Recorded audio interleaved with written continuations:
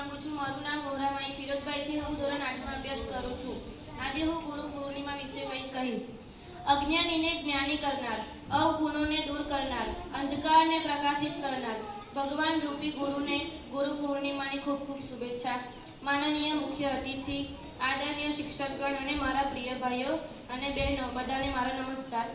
સૌથી પહેલા ગુરુ પૂર્ણિમાના આ શુભ અવસર પર વિશ્વના સમગ્ર ગુરુજનોને મારા સત નમન। આજે ગુરુ પૂર્ણિમા છે।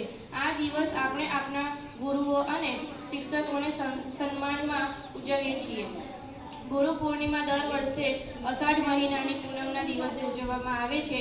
આ પૂર્ણિમાને વ્યાસ પૂર્ણિમા પણ કહેવામાં આવે છે, કેમ કે આ દિવસે આદિ ગુરુ વ્યાસજીનો જન્મ થયો હતો।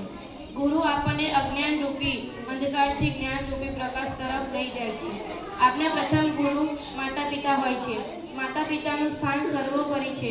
આપણા ભાવિ જીવનનું નિર્માણ ગુરુ દ્વારા થાય છે। ગુરુ શિષ્યનો સંબંધ સેતુ સમાન હોય છે। ગુરુની કૃપાથી શિષ્યના લક્ષ્યનો માર્ગ આસાન હોય છે। આજની દુનિયામાં આપણને આપણા જીવનના તમામ ક્ષેત્રોમાં એક સાચા ગુરુની જરૂર અવશ્ય પડે। Thank you.